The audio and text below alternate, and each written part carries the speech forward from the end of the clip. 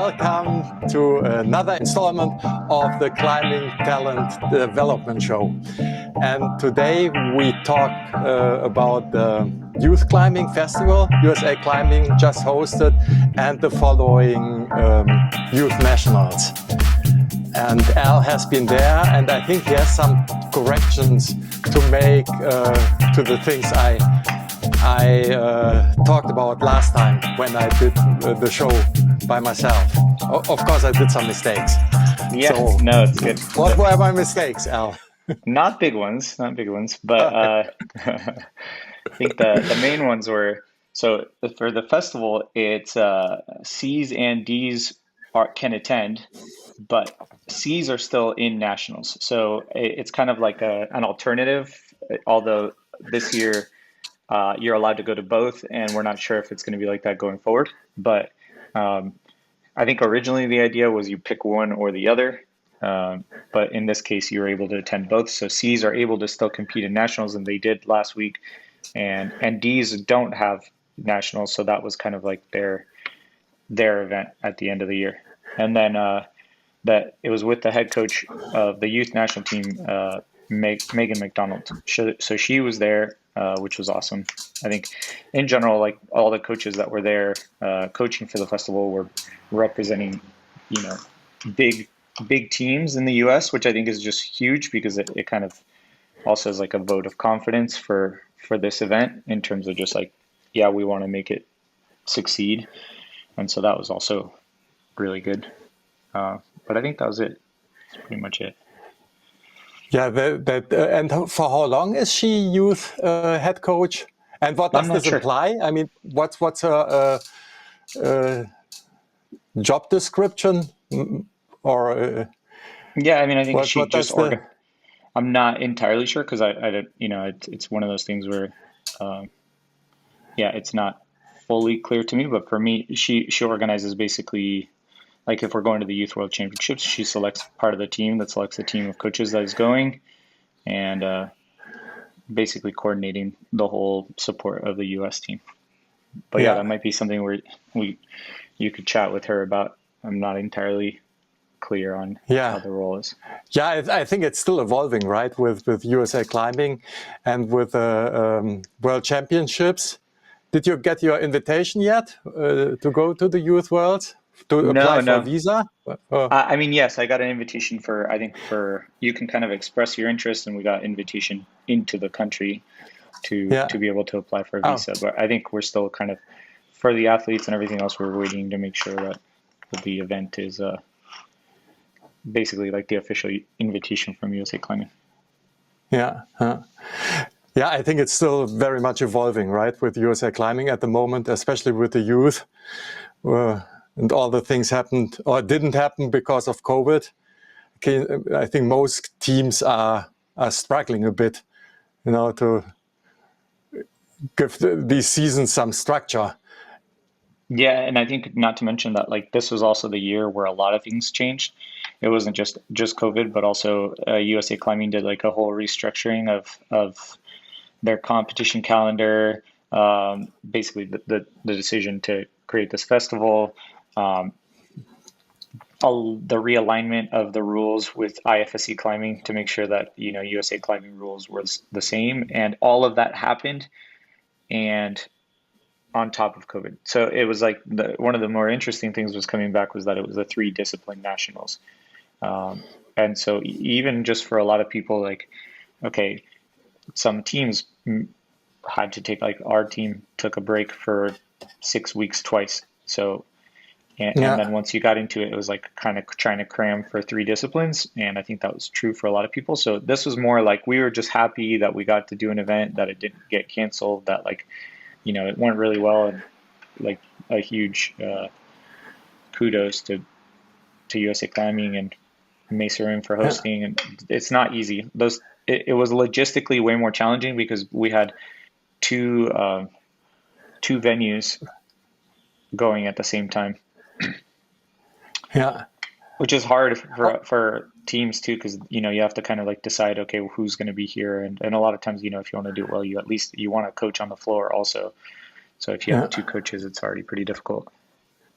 Was it already for the festival, these two venues, or was the festival at the same place? The festival had the same venues. It was Okay. two locations, but you had to. But it was kind of like we were all at this venue, and then we were all at this venue, um, and then the last day was kind of split between the two. But it was cool. They What got to was your climb on the job World Cup wall. during the festival? Like, did you all always do the same classes with the kids? Kind of. I mean, it was like my job was as a coach. It operates a lot like a. I mean, it was a lot like a training camp, especially like the ones that Yeah. we would run before. So it was just taking groups of kids, and I would we kind of split up in terms of, okay, what are you going to be doing, and stations that they rotated around through, and Yeah. it was really And fun. how many kids per coach? Like, how was the ratio there? And what did you offer? Like, in terms of stations, what did the kids get to do during the camp, during the Um, festival? so like the first day was pretty. It was all in the convention center in the bouldering area. So, which was really cool because the kids got to climb on, like the setting team set boulders for them before. So on the World Cup walls, the Salt Lake World Cup wall was the venue, or those were the walls for youth nationals, and so they got to climb on those, and there was boulders there, but it wasn't like a mock competition. They were taped and everything was set as if it was for a competition, but we didn't run a competition through it. It was the kids got to work on the boulders together in groups, and the groups were fairly large because there weren't 140 kids, but there were like 110. There was a lot. Okay. So, and I have a feeling it's going to get bigger. So I think that's going to be one of the challenges going forward. But yeah, things Yeah. like that. So we had stations. We had like a macro wall that was just a bunch of volumes, which the thing about those things is like, oh, really, we could spend hours on that and do different things every time, but we'd have like 40-minute stations and they'd rotate through. We had like another one Okay. that were volumes with holds on that they could walk on with no hands, things like that. And so it had a very similar like training camp Yeah. feel. Yeah. But the And really nice thing about it was that it wasn't for an event, you know. And I think that's something that I've always wanted to do for a camp, is just not for it not to be for an event, for it to be more just like yeah. skill development. Yeah. So it was like no hands. How many stations? There was like Like, if you could six total or something list like them. that. There was we had some basically like movement station on the ISO walls. Essentially, we use like the isolation walls and put some things in there for them to work on. Um, they had like movement drills from one of the coaches. Her name was Mercedes, and she did Yeah. or actually, we had basically just like Off the wall. That was off the these were wall work. off the wall. Off the wall. Yeah, Okay. And maybe a yeah, yeah. little bit in breathing or breath work. Now I work with Mercedes in Sweden, and she does like and relaxations stuff. Quite interesting, but yeah, no, I shouldn't say but. Off the wall, really Yeah, it was a interesting lot of stuff. really cool off the wall stuff. I think and then we Yeah. also had like a presentation on mental toughness, Ah, which cool. was awesome. Okay. That was they got a little bit of, it was a cool like holistic approach, and I think that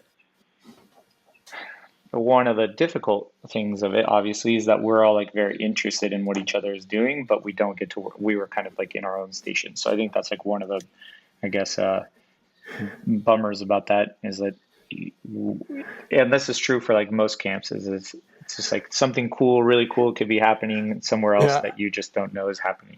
So Yeah. yeah. Yeah. And you cannot really pick up on things that happened in the others, in the other groups. You know, like what would be, of course, sometimes really interesting. You know, if you saw, like, say, with breathing, and then you do something with a compression problem, and you see the same issue arise. You know, so ultimately, it would be really nice to follow up Yeah. on things like this. I mean, of course it's difficult. It's still a big group, but I could imagine that the same issues arise, and it would be nice if the coaches could debrief more often and watch the others more often. No, yeah.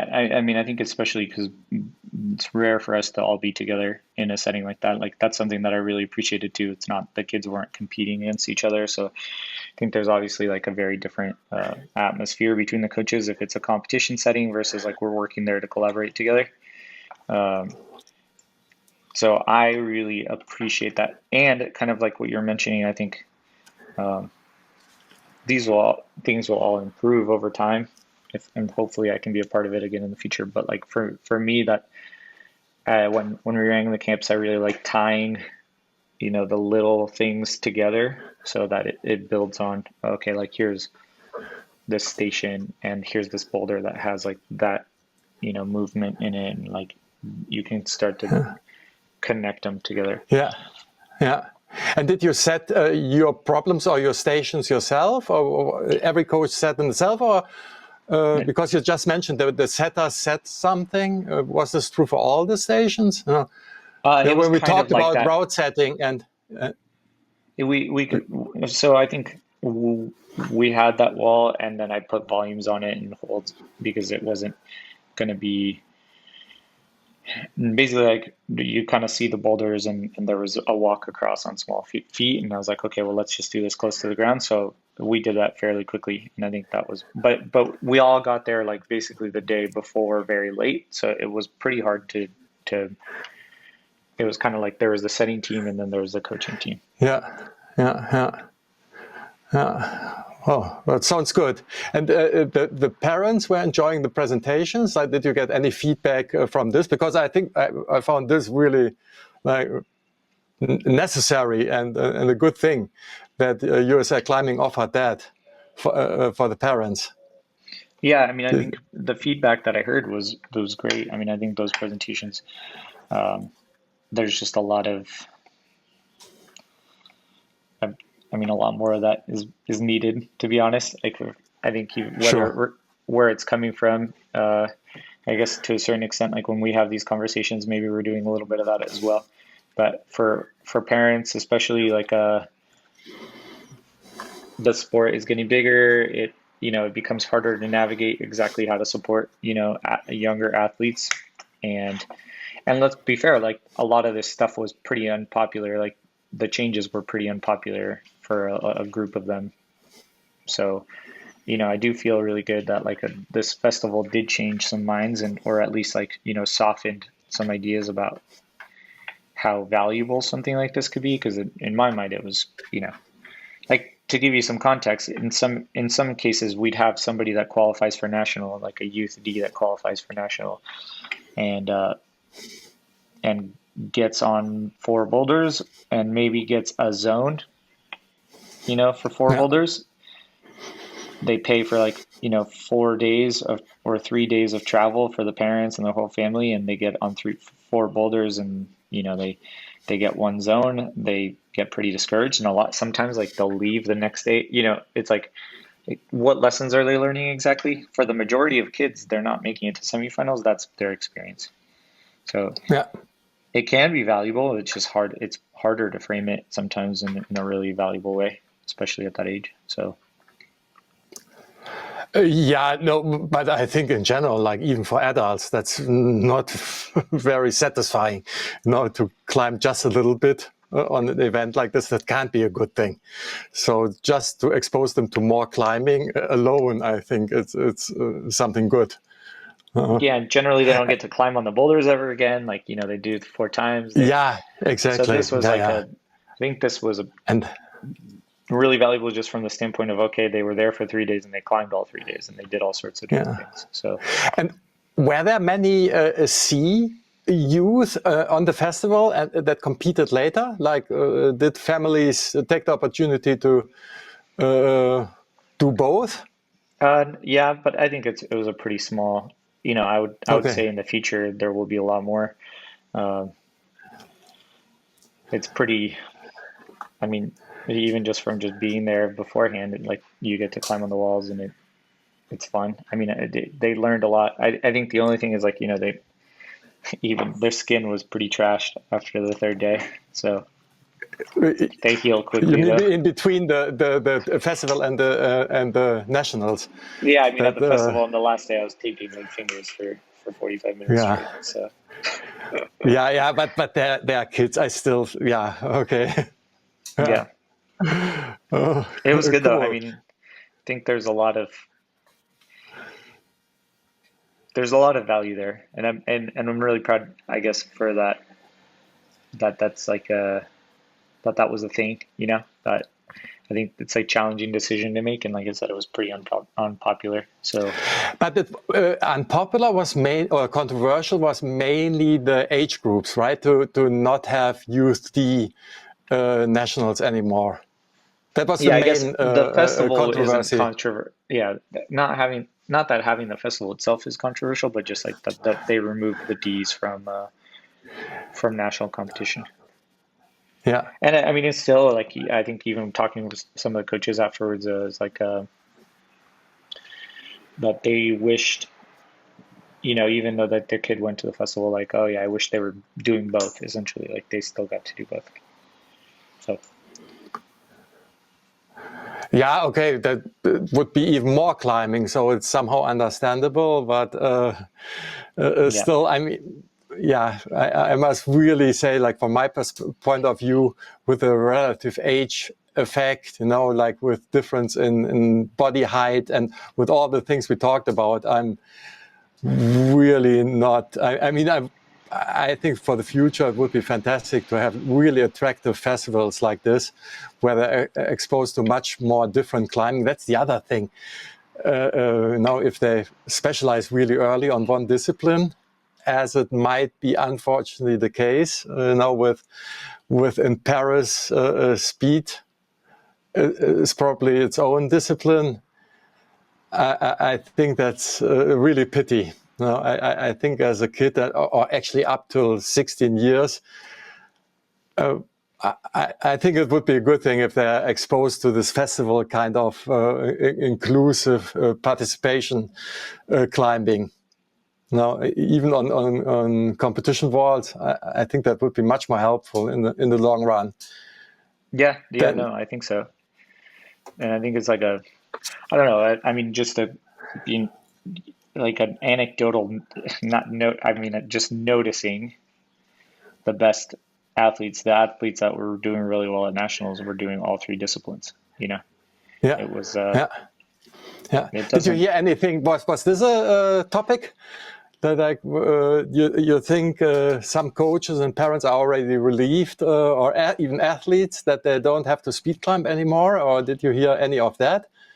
Was yeah, I mean, for sure. I think there's also just, it, it, I think there's like a kind of like divide from, athletes that are starting out now where like for me, if I introduce a climber to like at youth C to speed climbing, especially when it's not like the standardized wall and they're just learning like basics of just, how they should be moving when they're speed climbing, and then they start to love it and it just becomes like something that they like to do, and I don't think interferes so much with the other training.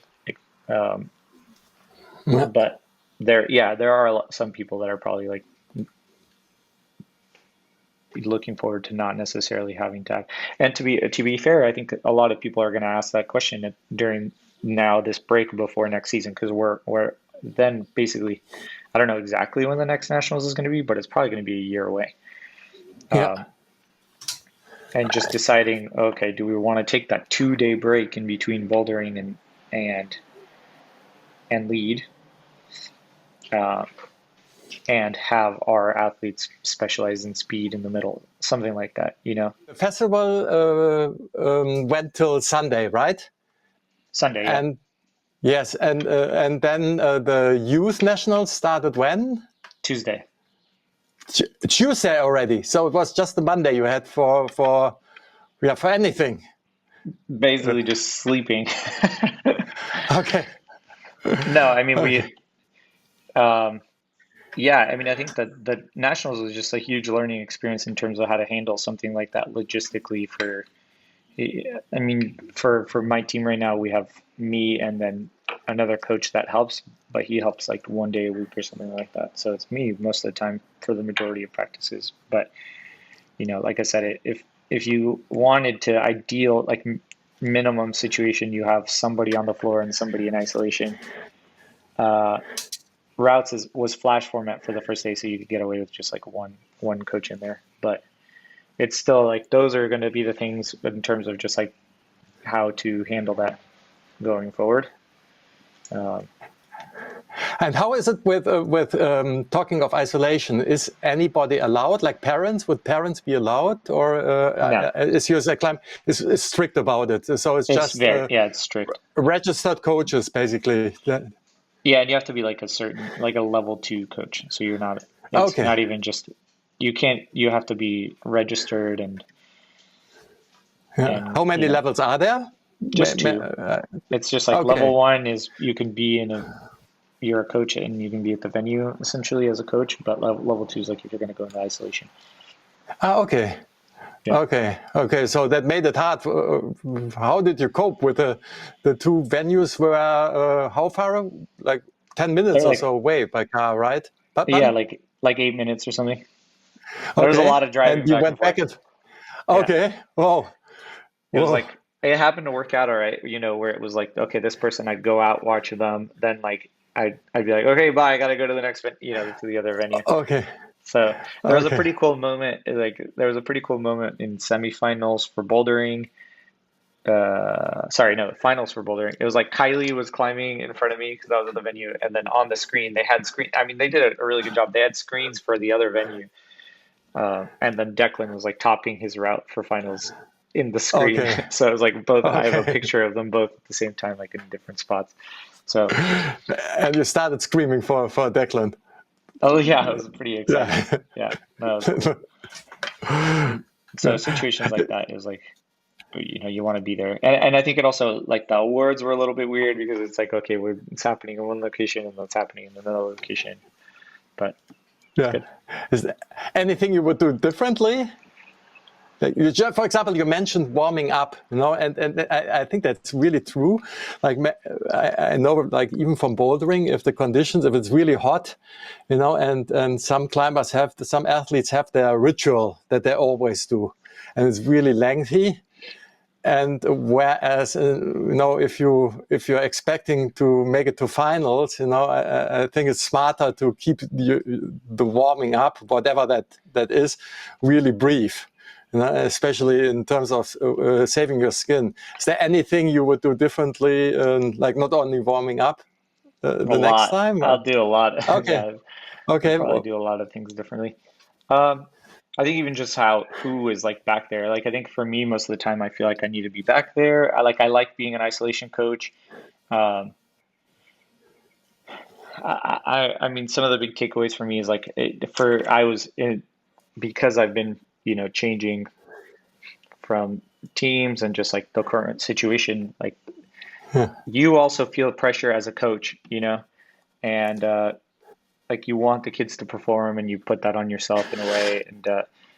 And I think like I was anxious, I could feel myself anxious. And I think that energy can really easily reflect onto the athlete, like right before they go out.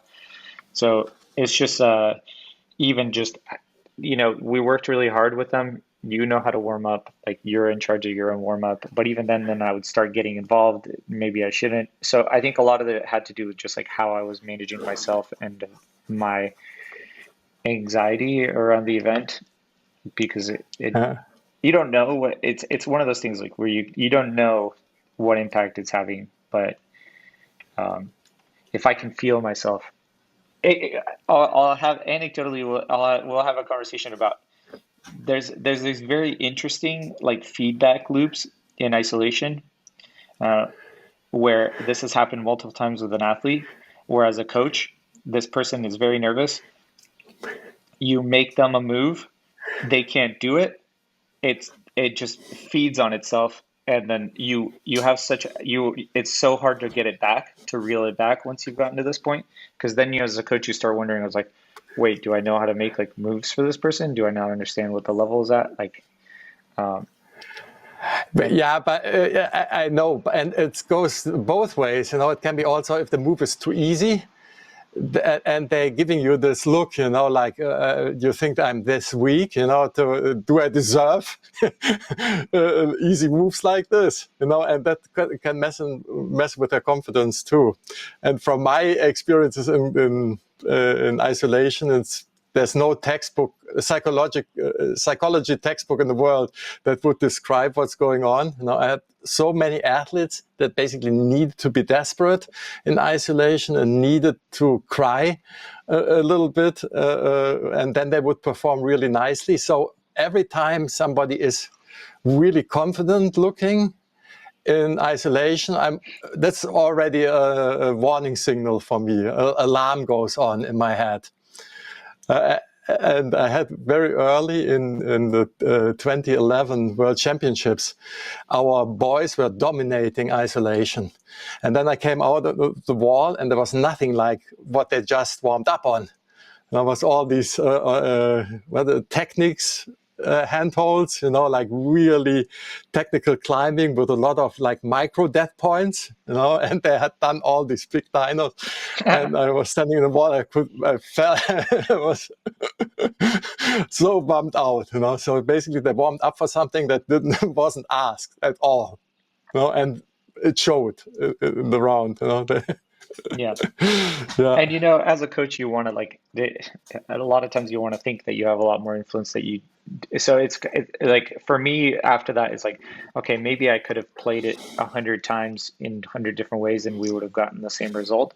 But even then, those are like the main things that take away. Like basically just either I have to make them more resilient in isolation to be able to deal with that, and that's part of it. But then I also want to be, like if I want to be the best coach for them, I also have to be able to handle, my stress because if I'm not, then I'm not. You don't, in the same way that I don't want them to climb self-consciously, concerned about what other people are Absolutely. thinking of them.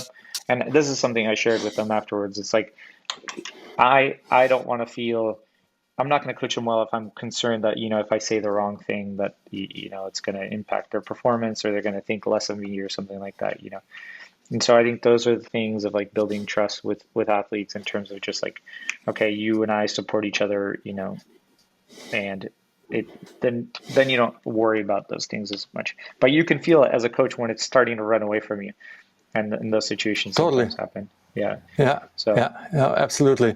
Did you have breakfast with your athletes, or did you just meet in isolation? Because sometimes the awkwardness already starts, at breakfast when everybody's really tense and so. And some people might react really positively to humor and something like this, and some might hate you for this. So how was it for you? Did you meet in isolation, or do you spend some time around? well, I would try to my best because I wouldn't be in isolation for both. So it's like I would try my best to meet them beforehand outside of isolation and then drive to the other venue. And yeah, for most of the time we'd meet just in isolation, and we had a lot of time. I mean, a lot of times you also have like time to just like hang out there and play cards or something. Yeah, But kind of what you're mentioning, I think, is really important to understand. Is like for me, I'm just building like a deeper understanding of like what I think I can prime, how I think I can prime like a certain athlete to perform well, and you don't get it right because it's not the same for everybody. So it's like, okay, you know, an example is Declan. Declan climbs, he'll climb for hours in isolation before he goes out. And part of that is like helping him almost like burn off some of that stress and energy. yeah, And, I learned that and I'm like, okay, well, I'm going to let that happen, even though like for somebody else, like can't do that because then they'll go out just tired. And so, yeah, um, yeah, those are, yeah. yeah. Yeah, and it's also tricky because in this age, they're really fantastic observers. So if you're not authentic about it, they're still like kids do a lot more mirroring than adults do. So your confidence or your lack of confidence certainly reflects back to them. You know, so you want to come across as confident and not anxious, but then also in if an they authentic way. sense in an authentic way. So that's really difficult unless you are a trained actor, a method actor. That's really hard to do. Yeah, and I mean, you do things you don't even notice. I mean, like you do anxious things that you don't notice. Because I mean, people would ask me like, "Oh, are you stressed out?" And I'm like, "Well, I didn't feel like I was being super, But it if they wasn't." picked up on it, then Yeah, exactly. It's maybe, like, yeah, oh, I was yeah. pacing or something, or playing, fidgeting with something. It's like, I could pick that up on an athlete too, and so I think those are there's like a level of emotional intelligence there that I like really appreciate from like work with on the athletes in terms of just being able to have that conversation with me and be like, do you feel anxious? Like, what is the thing that's making you mostly anxious right now? And again, I think those are like, if you want to be, if like for me, biggest takeaway for the competition is like, if I want to show up as the coach that I want to be to help them perform, then I need to also be able to feel like the same way, just a little more confident, um, to be able to project that so that it kind of like Yeah. they reflect it as well. Yeah, one thing that I think for me never worked is, and this is something actually we ask the athletes to do too, is not to expect anything. And I got really good in this, to the point that I really, even while the competition is going on, and I keep track of the score somehow in the back of my mind, but it doesn't. I've seen so many situations where unexpected things happened, as it must have been for you, that by now I'm almost not bothered. I saw like fantastic first problems of one climber who didn't climb anything else later in this comp, and vice versa. Results were turned over, and this really helped me to because this is also something in isolation. If you try to come across confident, of course that is related to you have high expectations. In my book, that's very often a problem. Yeah. So basically, the ideal would be almost like we're going on an adventurous trip. It will be fun, and we will meet lots of unexpected challenges, but not something like, okay, we're going to do this and this, and you're so fit, you will do well. That's almost something I would never even mention. This kind of expectations. Yeah, I mean, I think that was also a huge learning for a lot of people, and for myself was just expectations really impact performance quite a bit, and it was basically learning how to manage those expectations for the athletes and for myself, Yeah, because I yeah, think it's almost like I would generally tell like I would tell the kids this frequently. I'd say you're not entitled to doing any boulders. Um, it's like almost like you got to fight for everything that you get at these, and so I think it also heads into how I basically like the notes that I took away for myself at nationals were mostly qualitative. For yeah, me, it was just like I wanted to see the kids climb a certain way. I just know what they climb like, and I just wanted to see them climb that way because there were certain times where they did that, and I was like, incredible.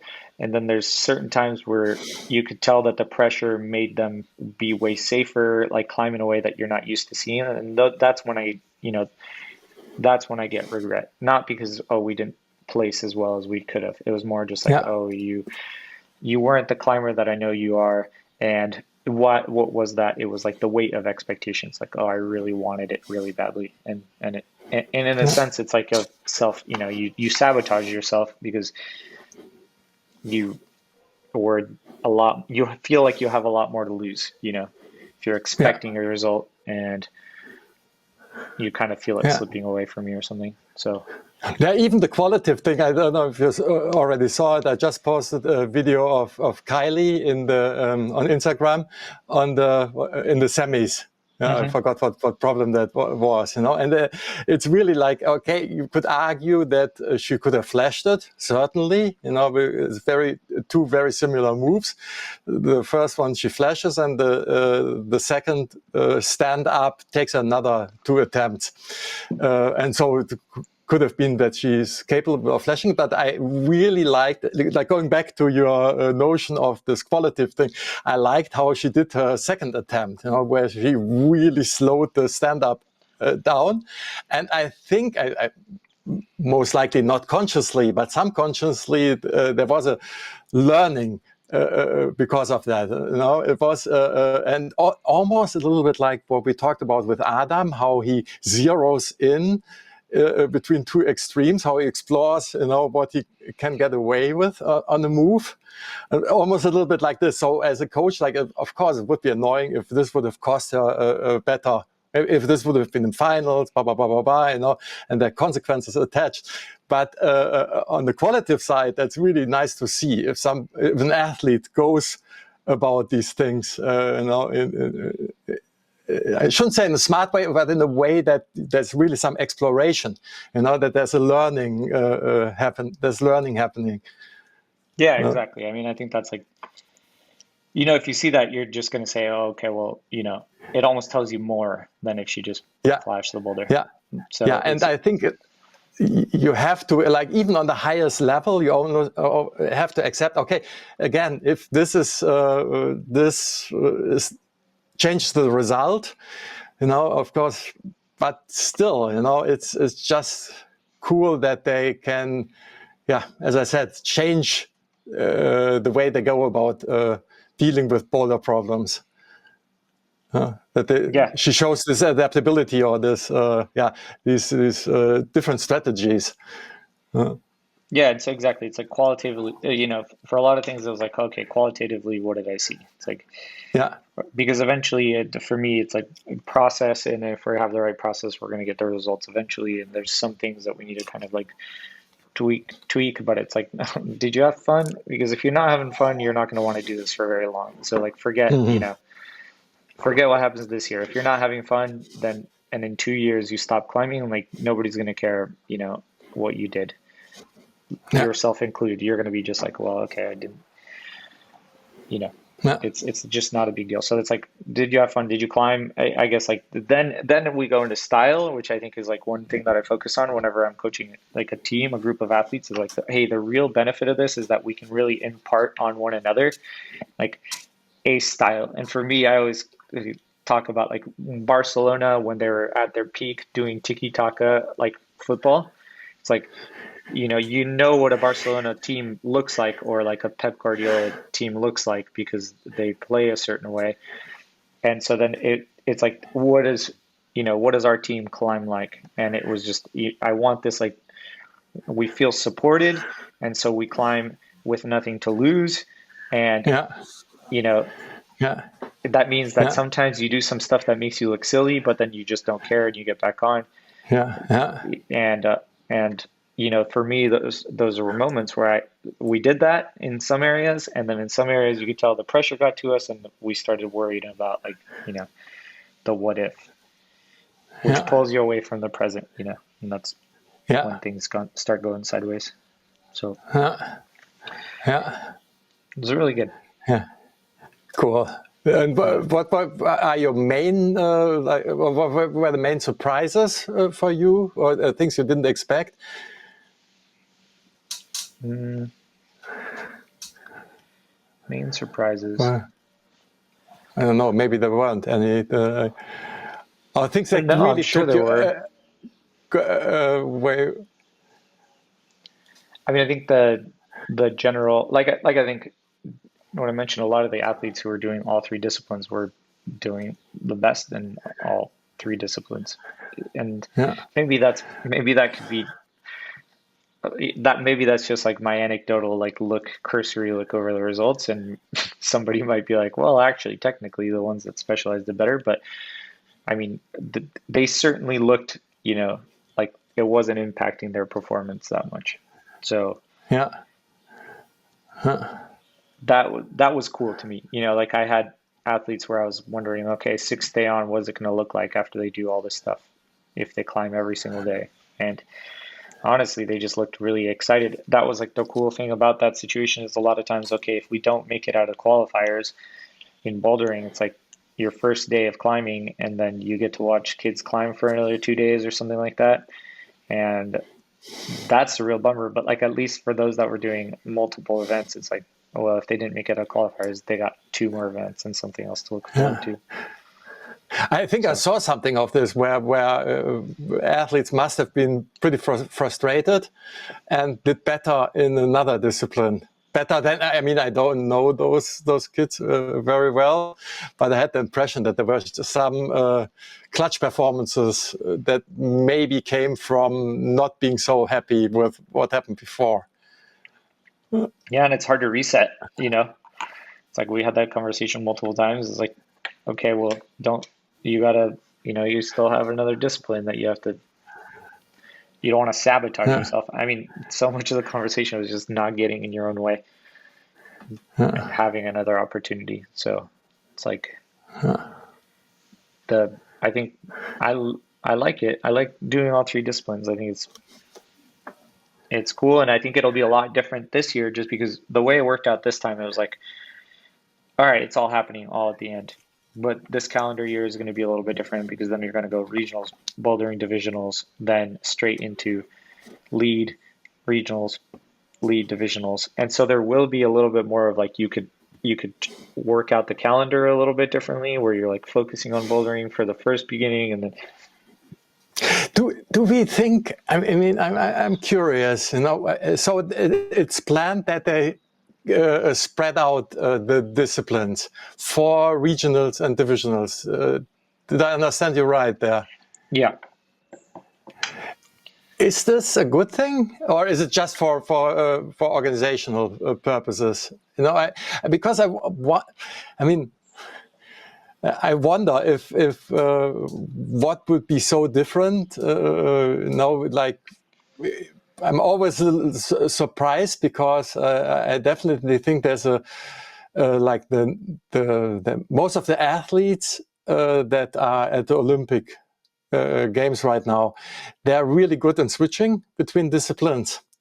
And I wonder if this shouldn't be a part of young athletes, so they don't think of it in terms of like periodization, and you have this long, you have like 2 months to focus only on sport climbing. I wonder if a good format wouldn't be if they have to do all 3 disciplines basically on every step on the way. I'm just wondering. Yeah, I don't know. And I think that's where it's going to be like pretty interesting for coaches in terms of just trying to figure out how they want to do it. Like, because even during just how you want to train year round with the kids in terms of like, do you want to just focus on bouldering during that period of time? Or do you want to kind of just like maintain those skills year round? Like for me, especially for speed climbing, I think that's something that you want to be doing a little bit of all the time. Yeah. Because I think a lot of people tend to cram at the end, and it shows in just like the consistency. Like we definitely showed it in terms of just we didn't get enough time on the wall, and you also have to build like a certain level of fitness in order to be able to like practice it efficiently. So I think there's a lot of things like that where it also depends on the venues too. It's like the venue was pretty low angle. The walls were all very slabby. Even the overhanging portions of the walls are not as overhanging as they look on video for boulders, and then for lead as well. Like the gym is not super steep, so it's kind of like how do you approach working with the team that way in terms of that's going to be really interesting. And I think that I like that kind of challenge because people are going to take very different approaches. Yeah.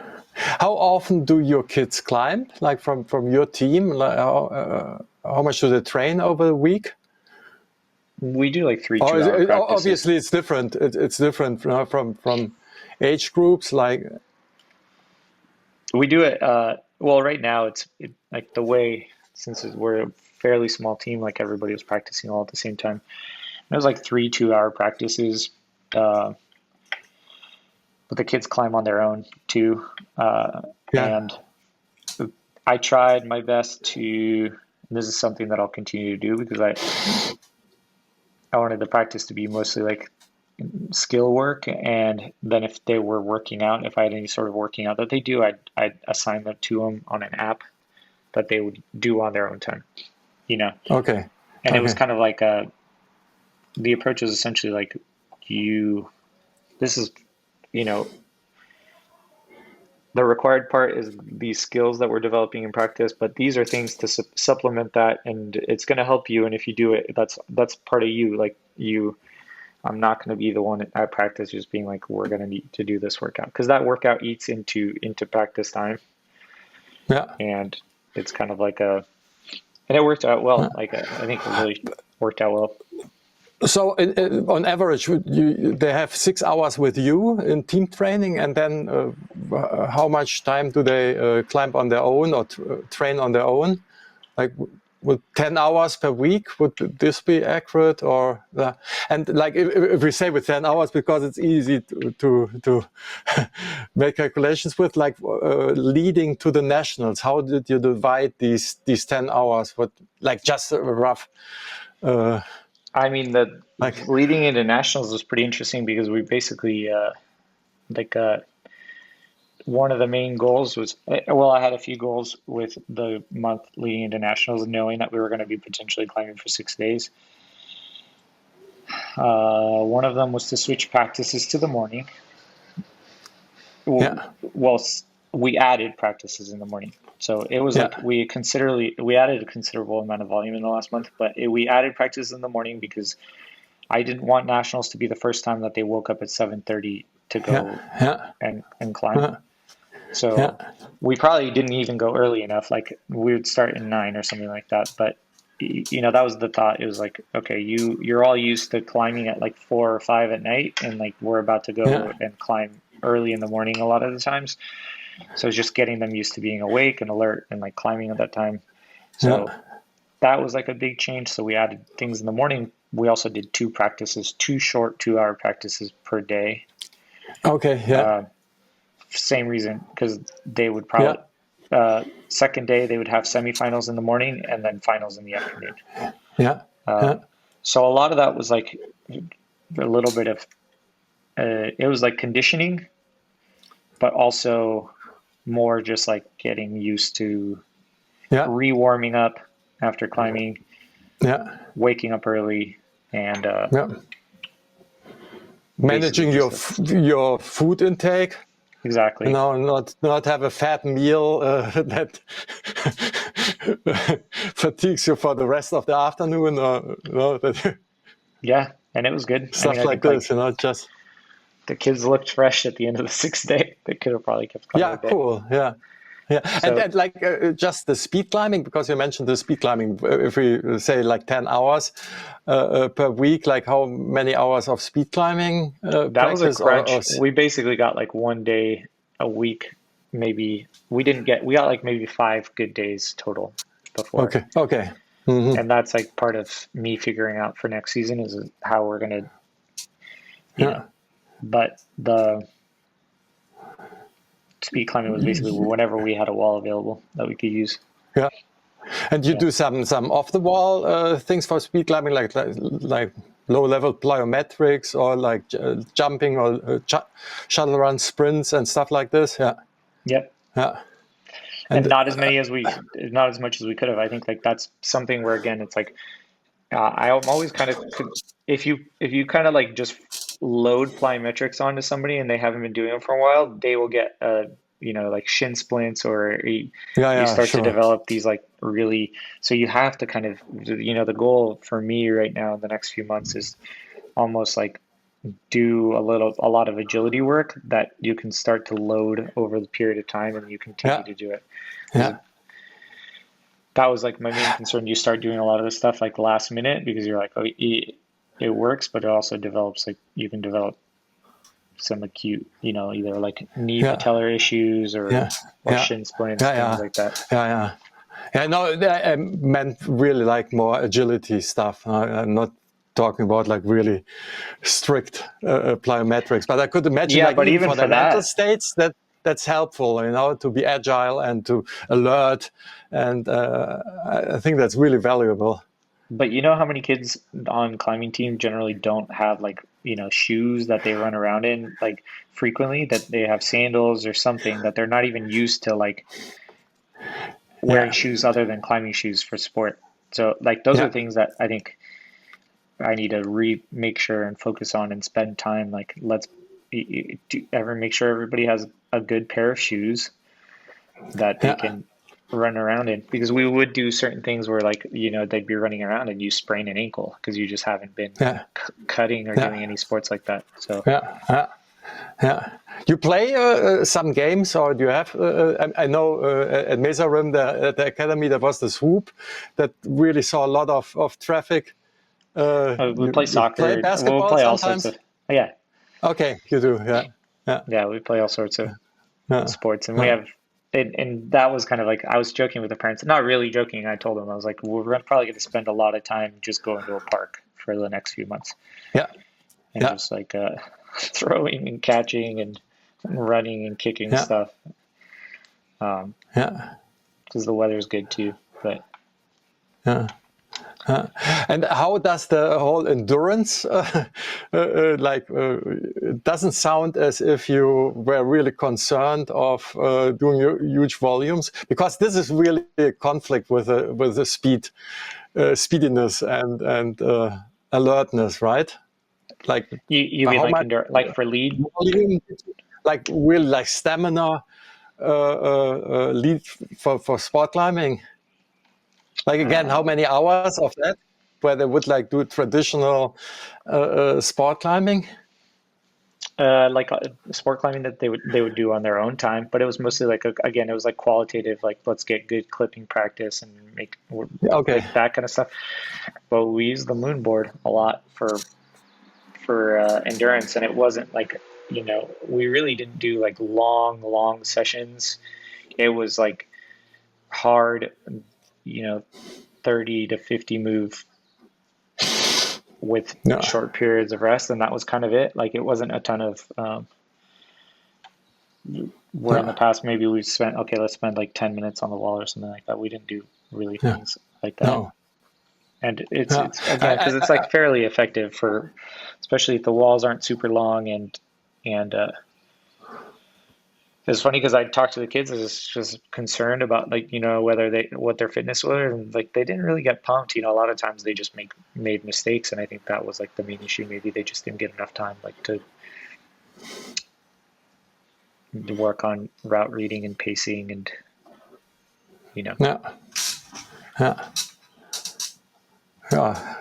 Sounds good. No, it was good. I think it was like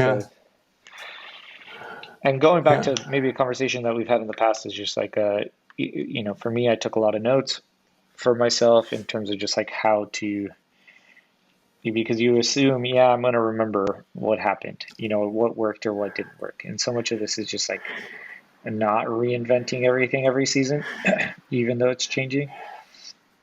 Yeah, what's your thoughts on documenting the whole? For me, it was obviously to at least get good footage.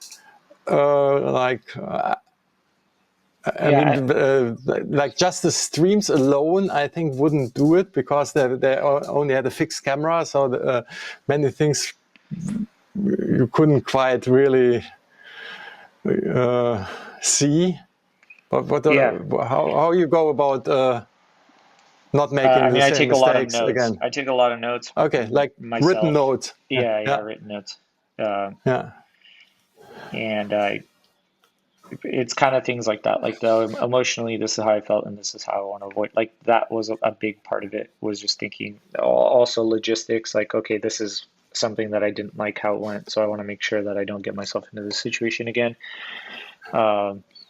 Then fortunately all the parents were taking videos, so that was like the big thing, because the the stream is going on, but like you said, it's not good enough in terms of like it's the only thing that you can use if you're filing an appeal, but it's not good enough if you're trying to get like an idea of how things went. And like I said, I'm in isolation, so I didn't watch a lot of people climb. And that's something that I would change in the future too. Like ideally we have somebody else that's in isolation and has the idea of like how we want to prime the athletes to go out. Because I do feel like what I've been really good at in the past is just like, hey, here's this qualitative thing that we're doing, that you're doing, that we as a team are doing when we're climbing. Let's adjust for semifinals, and that's something that I didn't really do this time around. But also, like, you want to get the athlete will tell you, you'll ask them afterwards, hey, how did it go? They'll tell you something, and it's their interpretation of like them being in their first person world doing their thing. And you'll ask the parent and they'll give you their interpretation. And then a lot of times then I watch the video and it's just completely different. Like, you see something totally different. Yeah, totally yeah. So it's like piecing together. It's almost like you got to piece together the results. Like, okay, here's the attempts, like with the videos. Yeah. And you have a good way of archiving all this footage, because I mean, eventually that will be a lot of things to remember. No, I think that's would be also valuable. Yeah, right now I have it on like I just pay for like a big cloud storage service, and then I have it on there. That's been the easiest in terms of just like, if I need to go back to it, and so that's kind of like, I'll usually do a request, like a file request, and be like, please upload all this stuff to here. And, okay, and this works. So the parents are good with in this regard. Yeah. Most of the time, if I do it through like Dropbox, I think that's been the easiest. You do a file request, and they'll say like, hey, we're requesting files for this thing, and then they put it in there. And same thing. Super. But yeah, I think the most important thing is like the qualitative analysis for me, because it's just like I notice things that we're doing as a team or that we're not doing as a team, and like those are pretty important to me, just because it means that maybe like culturally we're doing something. Why is it that everybody feels like the pressure of like wanting to perform? Is it because like is it coming from the parents? Is it coming from me? Do they feel like I have some sort of expectation of them, and trying to like fix that so that I can set up an environment where they're going to succeed or feel like they can succeed. So yeah, I mean, that's cool that you care so much about this team culture, and I think that's super valuable. But there's also, of course, the individual, like element. If one of your athletes is in isolation with this person she doesn't like at all, or always thought is far superior, then there's no, your culture cannot reach there, so there's this individual element. Yeah, and I think that all comes down to just basically like, like I said, I thought maybe, okay, if I run my part of the scenario 100 times differently, does it change the outcome? Probably not. But, at the same time, I'm like, there is the sum of these things where it's like you want it to be, I think anybody who wants to be good at what they do want to feel like they're in control of more things than they really are. Because it pushes you to be better as a coach. And like, I want to believe that I do have this role that I can play, just because then it drives me to like, let's go and make it better somehow, as opposed to just being like, well, there's nothing I can do. Like, so I think similarly for the athletes, it's like, you almost want them to feel like they have more control than they do sometimes. That they can go out, and it was like absolutely this feeling of autonomy and being in charge. Absolutely. So it's like maybe that same round of boulders, like if they did it 100 times, they would get the same result, but you still want them to think that they could have, like if they if they had approached it differently, because it's that process of just thinking about it that's probably going to help them, and from a pragmatic standpoint, that person, because there are the situations of the opposite where the athlete like feels like, well, there's nothing I could have done, in more situations than are actually true. Like, oh, Yeah. you did have control in that situation, but you're discounting it, and now it was an opportunity for you to grow, and then you didn't see Yeah. it. So Yeah. you kind of Yeah. like miss out on more opportunities, I guess. Yeah. Yeah. Yeah. Yeah. Cool. So what's next for you? Uh, I think this is a weird long break before the next competition. If I get selected to coach Youth World Championships, that would be really cool. I get to go and do that. So we have a few athletes that will hopefully get invited, and then, preparing them for that. It's another opportunity for them to compete and see what that next level is like, which is Yeah. cool. And then Yeah. apart from Yeah. I that, think just that the international experience is also then quite different in one way or the other. It's very stimulating, I think, but it's also like every federation, every nation, there's what you just talked about, this culture, is different. And some come across super confident. And so this is, I think that's really difficult to prepare for, at least for the first time. It will be full of surprises what happens there on the international yeah, I'm curious, and I platform. hope there's Yeah, less expectations. I mean, that's some the thing, like yeah, especially going there, yeah, just this is just cool. Like, I don't know, just to be in there in isolation, wear a yeah, jersey that's like representing your country. yeah. Um, And I think in general, this is fantastic of how USAclimbing in general has their athletes prepared nowadays. I think like even compared to 3 years ago, there is no comparison.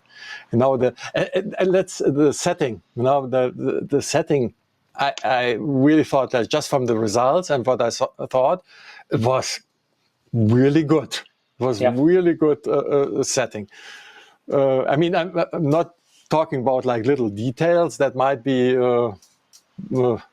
questionable, but in general, very few ties and attractive, definitely not any different than what they're going to expect in Russia. yeah, I was a big fan. I mean, I just like to I like to see the kids do cool things, and Yeah, and yeah, they did get to do cool things. Like, yeah, I was very appreciative of it, and the kids had a lot of fun. yeah, There were some really cool moments. I don't know, the moments of like topping a boulder in 15 seconds or something, or less. yeah, Like, yeah, that can only yeah, happen if the boulder is like, you know, yeah, allows for that sort of thing. So yeah, yeah, yeah. It was fantastic. yeah. Cool. Okie dokie. So, you want to add more or? No, I mean, if people want to ask me questions later, I'm happy to Yes, answer them. But I think yes, for me, yes. it's like such a learning experience for this stuff. And I think if you,